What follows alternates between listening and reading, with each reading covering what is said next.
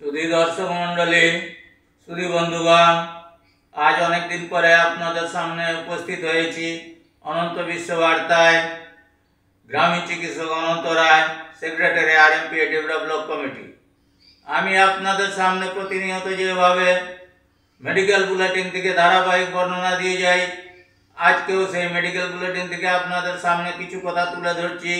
আপনারা ভাবনা চিন্তা করে দেখবেন, বিচার বিশ্লেষণ করে দেখবেন।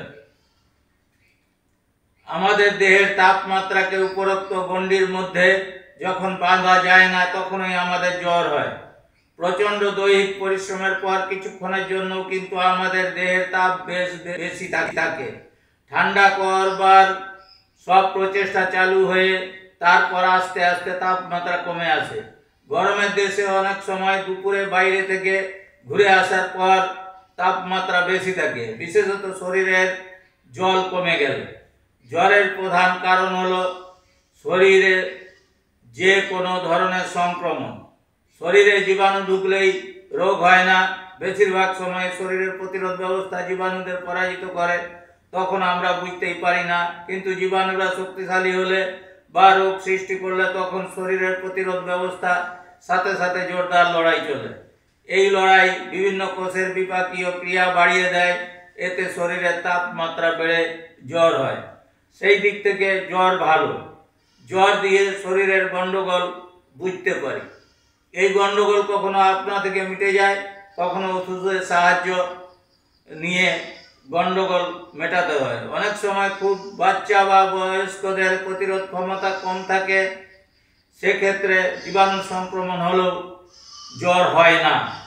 অতএব জ্বর কোনো রোগ নয়, জ্বর হচ্ছে রোগের উপলক্ষ মাত্র। অতএব জ্বর হলেই সঙ্গে সঙ্গে প্যারাসিটামল খাওয়ানো উচিত নয়। জ্বর হলেই এক দুদিন দেখে অ্যান্টিবায়োটিক প্রয়োগ করা উচিত। এখনকার ডাক্তারবাবুরা যেদিন জ্বর হয় সেদিন অ্যান্টিবায়োটিক দিয়ে দেন, এজিথ্রোমাইসিন দিয়ে দেন, এগুলো ঠিক নয়। অতএব আপনারা বিচার বিশ্লেষণ করে দেখবেন আমার কথাগুলো, তাহলেই আপনারা বুঝতে পারবেন। পত্রপত্রিকা পড়বেন, তাহলে জানতে পারবেন। অন্ধবিশ্বাস ত্যাগ করুন, ভাবনা চিন্তা বাড়ান। আর ওষুধ দুনিয়ায় ফাঁক ফোকড় আর ধাপ্পাবাজি এসব রয়েছে, সেগুলো দেখে শুনে চলার চেষ্টা করুন। আর বিশেষ কিছু বলছি না, বিদায় নিচ্ছি। অনন্ত বিশ্ববার্তা থেকে গ্রামীণ চিকিৎসক অনন্ত রায়, সেক্রেটারি RMPA ডেভেলপ কমিটি। আপনাদের সবাইকে আমার ধন্যবাদ ও নমস্কার।